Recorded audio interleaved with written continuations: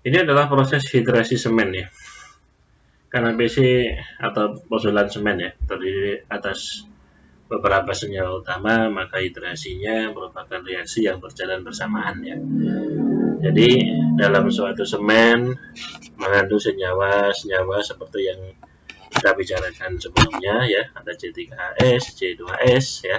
Nah, senyawa-senyawa itu semuanya bereaksi bersamaan ketika terkena air ya. C3S plus air akan menjadi CSH ya. Ada CaOH 2 kali tambah panas ya. Dan reaksi serupa juga terjadi di senyawa-senyawa lainnya ya. Ca3 plus gipsum plus air menjadi senyawa yang namanya etringit, yaitu penunda pengerasan. Kemudian yang terakhir C4AF ya, juga menghasilkan yang sejenis yaitu CaOH 2 kali plus panas. Artinya apa sih?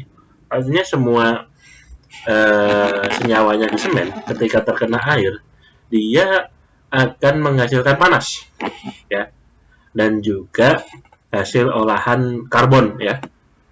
Inilah kemudian yang akhirnya juga bisa terbentuk CO2 ya, atau karbon dioksida ya. Jadi memang senyawa-senyawa kapur itu ketika terkena air menghasilkan produk seperti itu ya, antara lain karbon dioksida dan panas ya, yang pasti panas ya. Sehingga beton itu sebenarnya suhunya tinggi ya ketika menggunakan banyak semen ya. Nah, yang suhu tinggi itulah kemudian bisa menghasilkan retak ya. Nanti tapi kita bahas berikutnya aja tentang suhu itu. Yang pasti di setiap senyawa penyusun semen ketika terkena air, mereka mengalami reaksi hidrolisis dan produknya adalah CaOH 2 kali plus panas ya. Umumnya seperti itu ya. Nah, selanjutnya inilah kemudian fase ya. Jadi ketika mulai dari atas, ketika air masuk ya, semen itu berubah menjadi zat yang namanya pasta ya. Jadi dia tidak lagi bentuknya padat, melainkan sedikit lembek ya.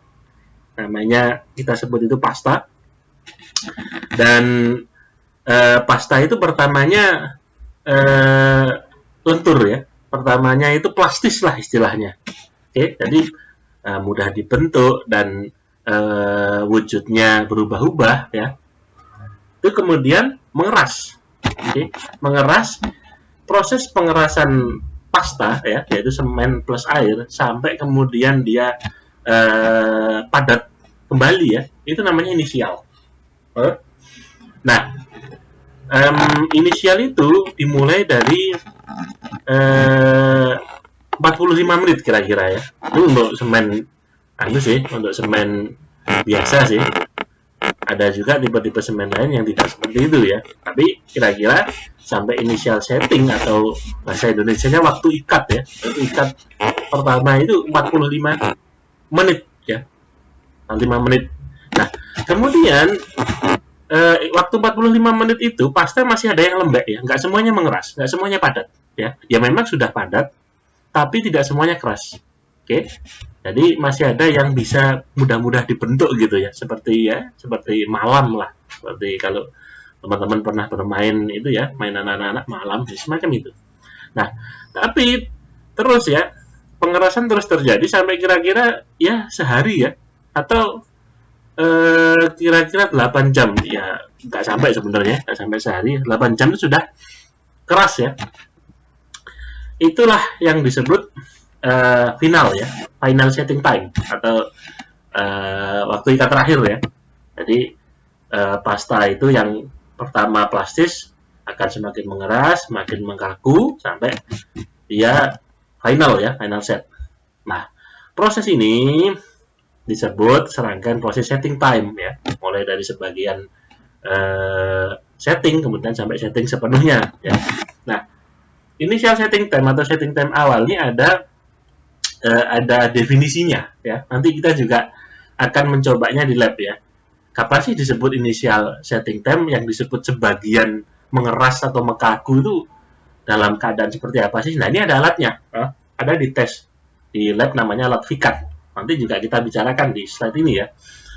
Nah, kemudian kalau sudah final set, ini berarti semuanya sudah kaku. Nah, masuklah pada proses yang namanya hardening.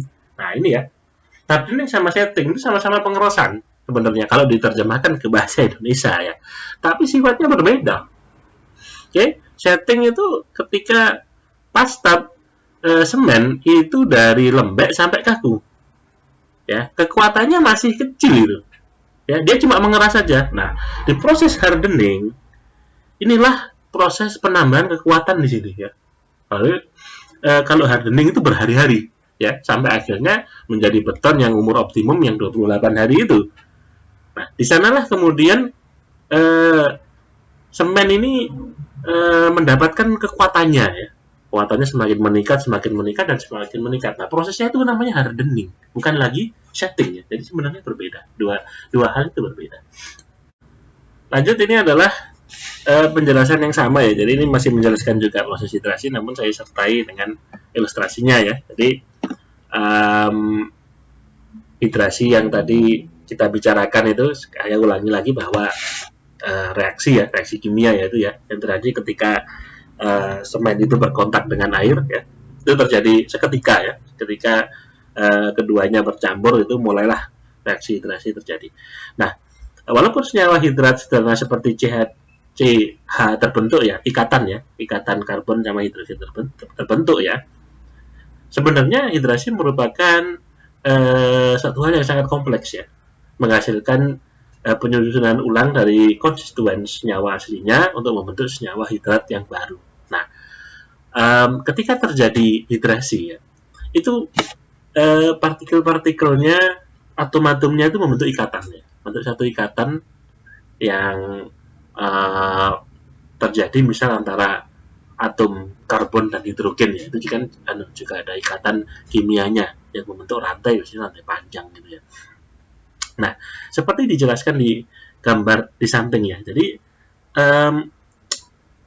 senyawa-senyawa itu pecah ya. Ketika terjadi hidrasi itu senyawanya pecah dan kemudian merajut kembali menjadi bentuk yang baru gitu ya. Jadi misal dilihat pada gambar ini ya, pertamanya unhydrated semen partikel ya, ketika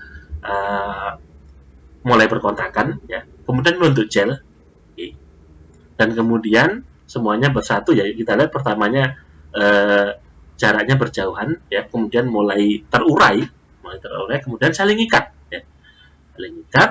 Nah, kemudian bentuk terakhirnya itu ada juga pori-pori ya. Nah, ini nggak bisa terhindarkan sebenarnya juga. Ada lubang yang terbentuk di proses akhir reaksi hidrasi ya. Tapi intinya yang pertama partikelnya terpisah, kemudian saling merajut dan kemudian saling bersatu ya, meskipun memang terakhirnya ada rongganya ya. Jadi kalau diilustrasikan kira-kira beginilah proses hidrasi ya. Inilah yang disebut dengan senyawa-senyawa hidrat ya, senyawa hidrat yang merupakan rajutan dari untaian atom karbon dan hidrogen tadi ya. Jadi membentuk suatu kesatuan yang baru ya. Dan juga tentu saja produk terakhirnya adalah pori-pori ya, atau rongga.